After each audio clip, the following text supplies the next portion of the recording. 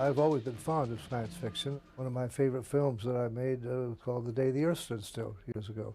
And so when the opportunity came along, Universal sent me the book on Andromeda strain and said if I liked it, they'd buy it for me. And I read it and loved it, of course, and they bought it for me, and the rest is history. We made the book. Vandal Decker to Caper 1, what's happened? We see bodies, lots of them. Jeez.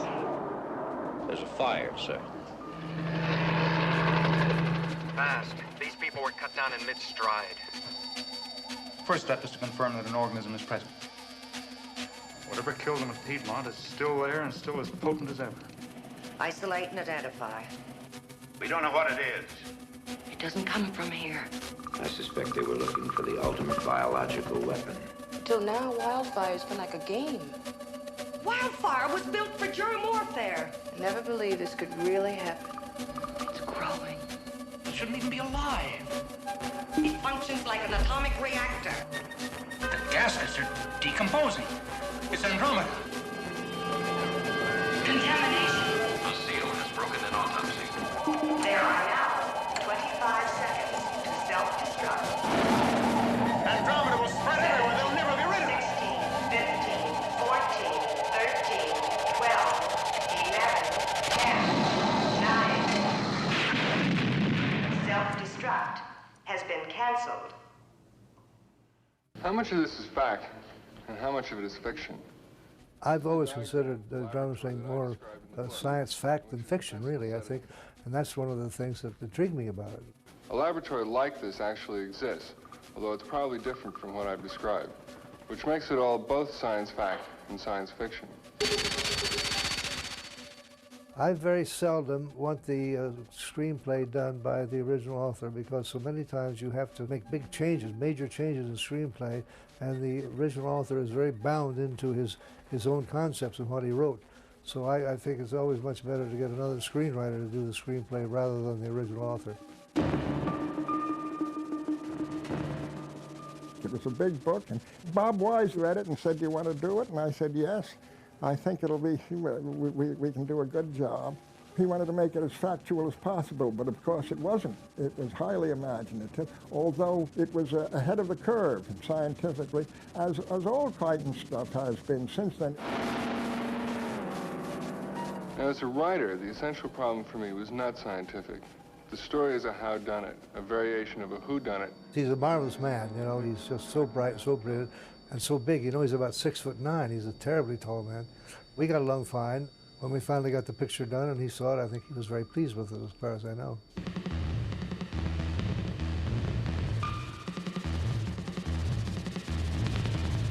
Bob said, when we first met, he said, "We're doing this movie and no one's in it." And I thought, what do you mean no one's in it?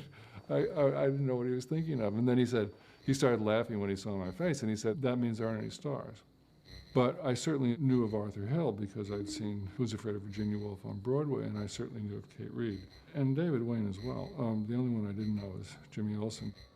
The reason I went with the casting the way I did, which are not big names at all, is I felt it would be much more believable if we had not stars like Gregory Peck and others handling those arms through the thing, you know, but had some good actors, but who were not that well known. It would be much more believable, and I think it turned out to be that. I wanted to make it as much of a documentary flavor as I could, to make this is real, this is reality. I never went in much for science fiction. Nor do I. I had an interesting experience in terms of the woman in the film. In the original book, all the scientists were men. Nelson Gidding, the screenwriter, came in to see me one day while I was doing the screenplay, and he said, "What would you think of making this character into a woman?" At that time, there weren't so many women scientists. There were, you know, there were some great ones, but it wasn't accepted. And I came to him and I said, one of the characters should be a woman doctor. I said, "Get out of here. I could see it's Raquel Welch in the submarine again," or something like that. He said, no, hear me out. And he described the kind of woman scientist that he saw.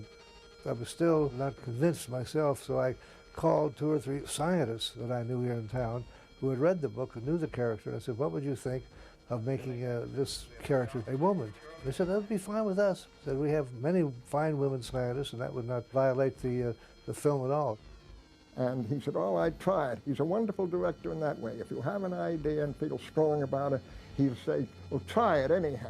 A phrase of his is, the cheapest thing about this movie is the paper that you write, you use. So go ahead and try it anyhow. So that's when I went back and eventually got the marvelous actress Kate Reed to do the role. And she turned out to be the most interesting character of all.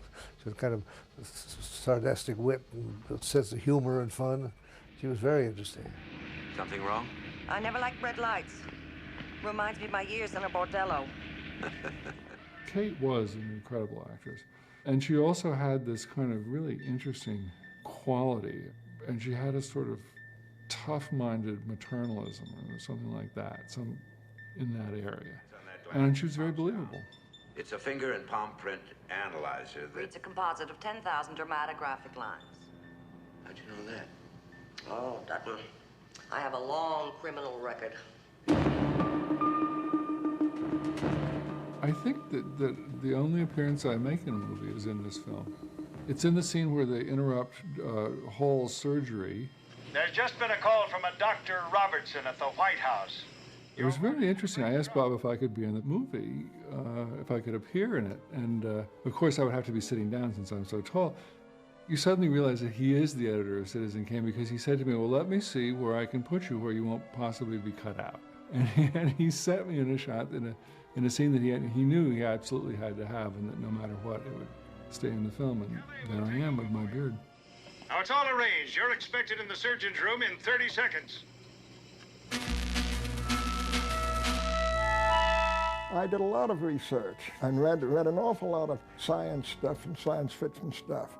But there's a bibliography in the back of the Andromeda screen, and it's a fascinating bibliography, and I checked all those books, and every one of them was fictional. Michael Crichton had made them up. It was a fictional bibliography. I've learned that trick from him, and I've used it ever since.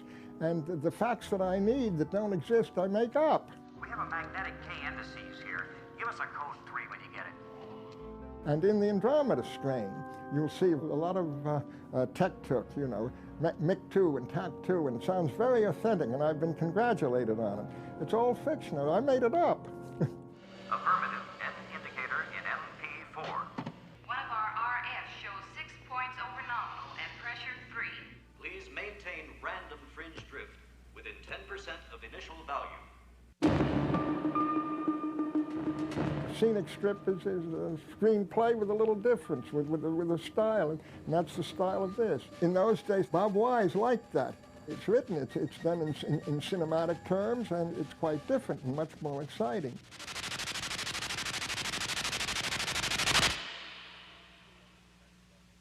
We decided to shoot it in the cinescope, and then we used something called a diopter. We put it in the lens that would allow you to have that kind of great depth of field. I just felt that was the way to do it if you could. I always hate the way we lose depth of focus, and particularly the cinescope, some of those things. So when I had a chance to put the diopter in the lens and do that and get great depth of field, I just think it makes it much more real and believable.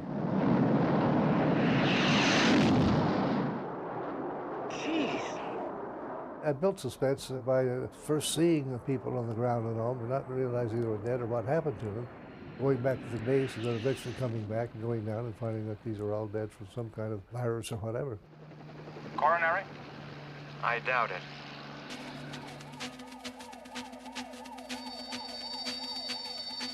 They were all real people. I don't think we had any medical down there. They were all real people.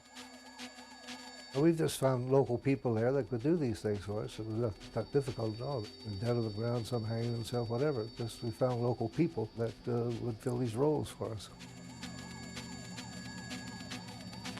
I don't know where I got the idea to do the split screen like that. It's just, I felt the need at that time to say these things are going on simultaneously. And that's the way I chose to do it. I was shooting it that way, as if this was happening while this was happening, and this was happening, and this was happening.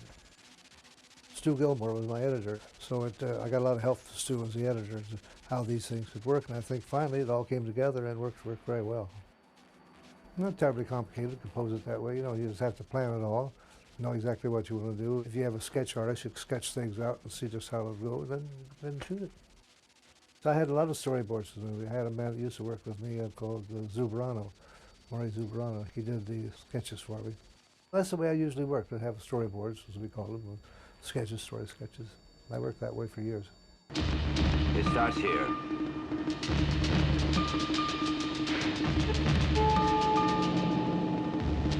We had the problems of the matter of the different levels. We had the tunnels, go around. And we couldn't obviously afford to build 4 of those at different levels, or 5, whatever it was. So when we finished shooting everything we had in the one level, whatever color it was, we went off to shoot some scenes in the labs or whatever, so they could repaint the tunnel to the next color. So we only had 1 tunnel, but we used it for all 4 or 5 levels that we had by just repainting. The sets required to do justice to the novel presented a fantastic challenge. Still, I've always believed in giving full rein to an author's imagination. We enlisted the services of designer Boris Levin. Boris was wonderfully gifted and a very good one. You've probably seen a lot of his work.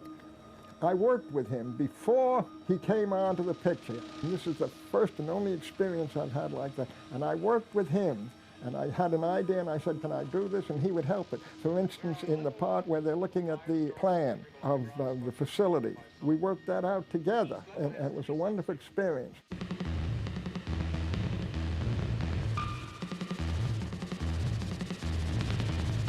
There's a scene in the Andromeda strain where they're analyzing the entire core facility, this kind of stacked, cylindrically shaped building.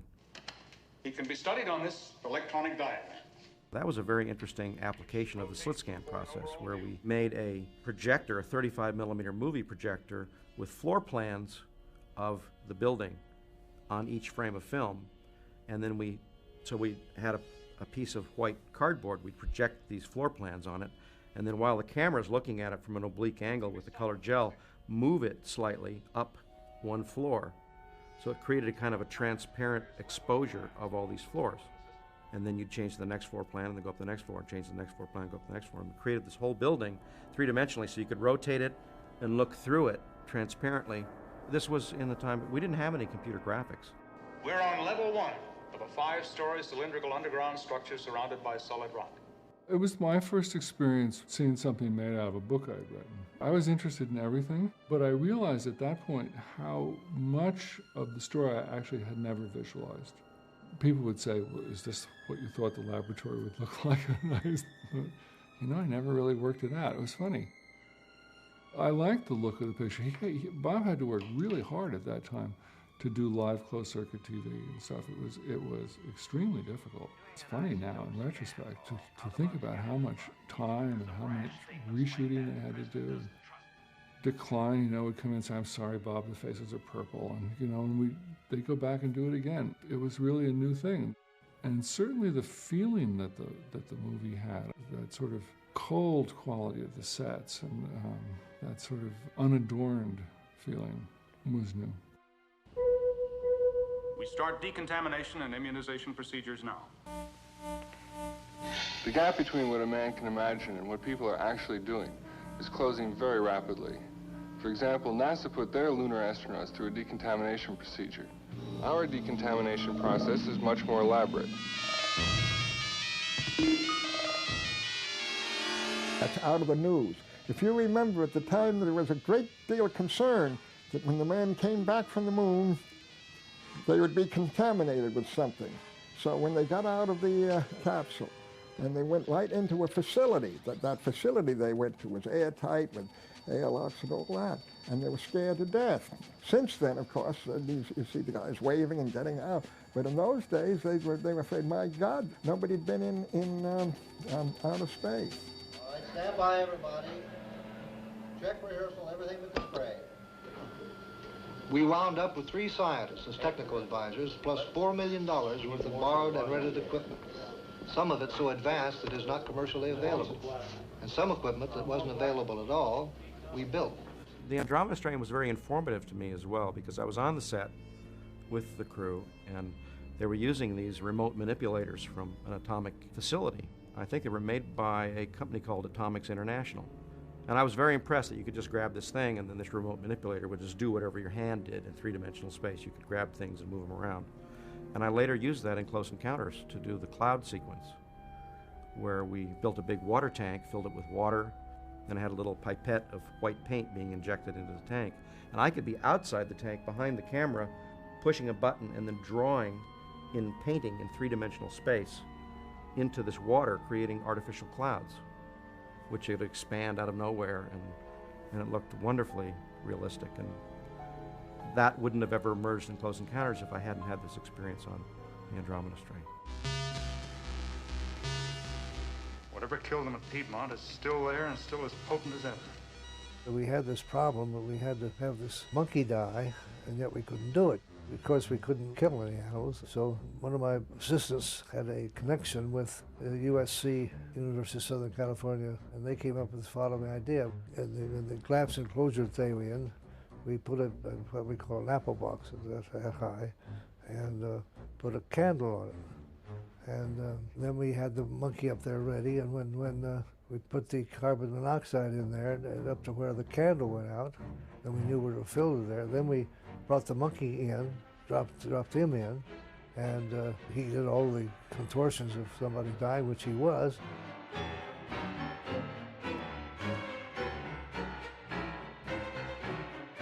And then before the final thing, we pulled him out, and there was a vet there with the oxygen, flashed with oxygen, and he came out fine, no problem. Didn't lose a monkey. This was done under supervision of the SPCA, was Society for the Prevention of Cruelty to Animals. There was a representative there, and then this doctor, as I said, it flashed him with oxygen when he came out, and so it was all fine. Looks alive. Yes. It's bigger than 2 microns. To put that on a viewing screen was very difficult for us. Here we are setting up to shoot the scene, working in cramped quarters. The stand-ins leave, and their places are taken by Arthur Hill, playing Dr. Jeremy Stone, and Kate Reed, playing Dr. Ruth Levitt. They will study enlargements of several hundred to several thousand magnifications. Doug Trumbull is just brilliant in his field of special effects and all. I don't think there's anybody quite like him. And so he did a marvelous job for us on Andromeda strain and creating the strain. Just prior to the Andromeda strain, I had started a small company, and I was doing some visual effects using some of the techniques I'd learned making 2001. So I was present in Hollywood, visible to certain people, and when Robert Wise was beginning the production of the Andromeda strain, I was approached about doing the special effects. And I found it to be a really intriguing little project. I very much liked the book and Michael Crichton's work. It was very entertaining to go see Doug's studio at that time. He had everything in this place. Everything was a special effect, including he had this mother and daughter who looked to be identical twins, blondes, California blondes, sort of at the door, and it began with that, and went on. And he had this huge space. It was a sort of playground for him. It was great. I thought he had the best life that anyone could have. He was trying to do silent running at that time. He eventually did. The Andromeda strain required something that was completely different from anything I'd done before that I was kind of fascinated with, which was microphotography and electron microphotography and looking at matter almost down at the subatomic level. And so I got this job to do the visual effects for the Andromeda strain. I was very young and very naive at the time when I did it, and I way underbid the job. I had no clue how much these things were supposed to cost, and so I almost went bankrupt in doing it. And I partnered with a friend named Jamie Short, who was at that time a really brilliant young computer engineer who could actually write code and deal with some of these very, very first pre-PC computers. And we developed some really pretty interesting little gadgets. One of them was computer controlling motion control for microphotography, but also a very high resolution video monitor and a very high resolution video camera and a magic image processor box so that we could aim this camera at any subject, bring it into this very high resolution 2,000 line resolution video system in black and white, but we could do 3 color filters, yellow, cyan, magenta, and make color. And we created kind of the prototype electronic optical printer so that we could take these images we were shooting in microscopes or of miniatures, process them through this electronic device, change the colors, posterize it, create all kinds of static and electrical interference, and kind of electronify the image so that it looked like it was coming from some weird electron microscope or some real-time high-res video thing, but still be film quality. Switch to manual, Ruth. The interior is to a regulator, probe and automatic.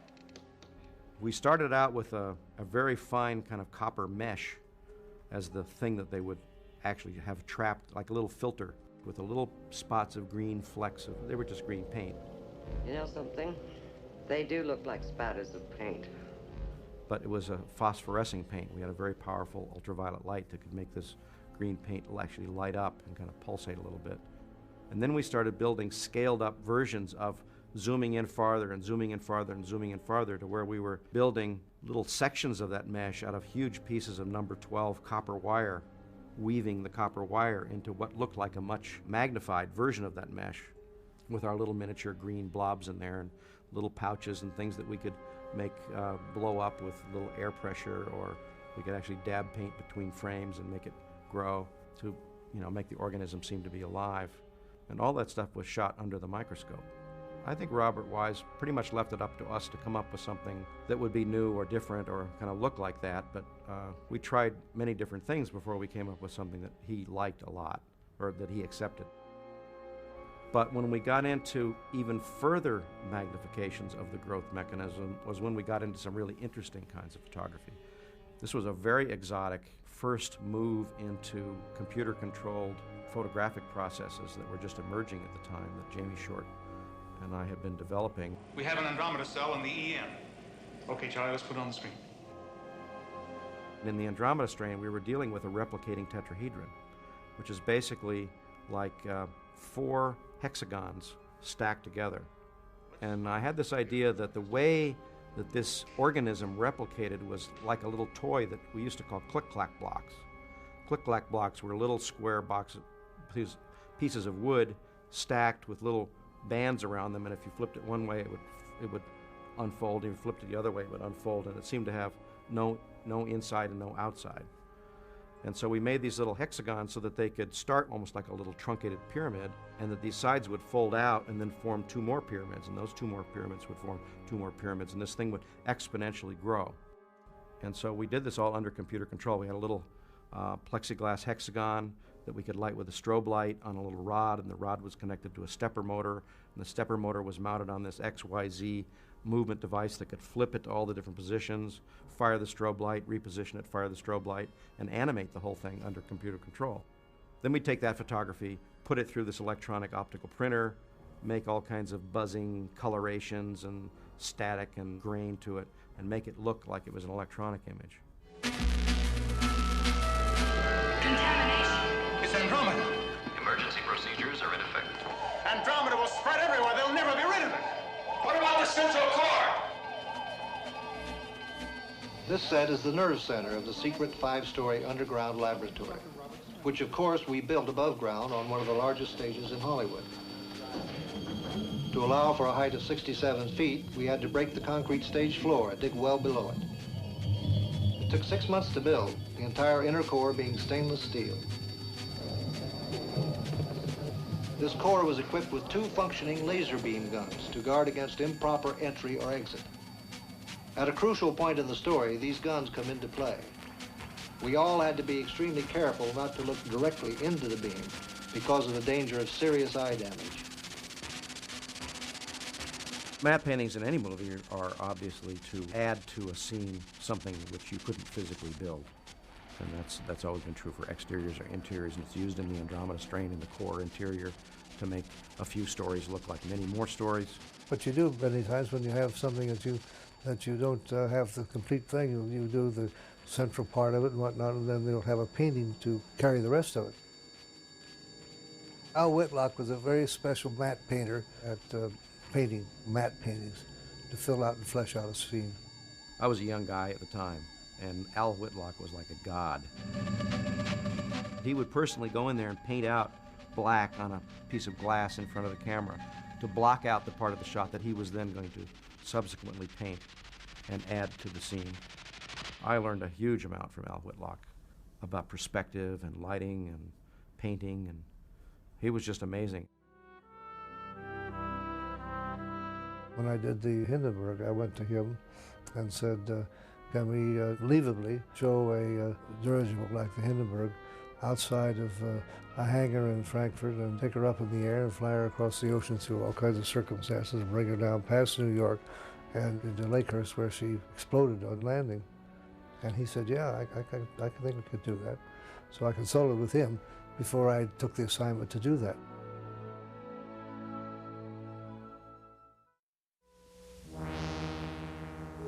We now know beyond a doubt that other forms of life exist in the universe. Thanks to Scoop. Yes.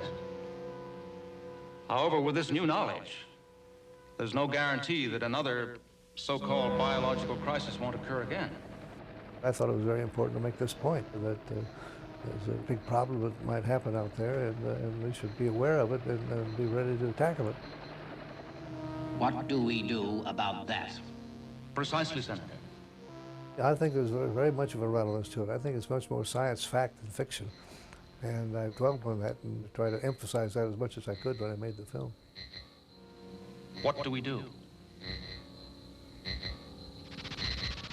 I didn't want a standard musical score. I felt I needed something to go with it, you know. So I talked to Gil to see if he couldn't give me a musical score in another fashion than just with a regular orchestra. And he did. He came up with this whole process of making the score and making it work, but not making it a music score. And I thought he did a wonderful job on it, just excellent.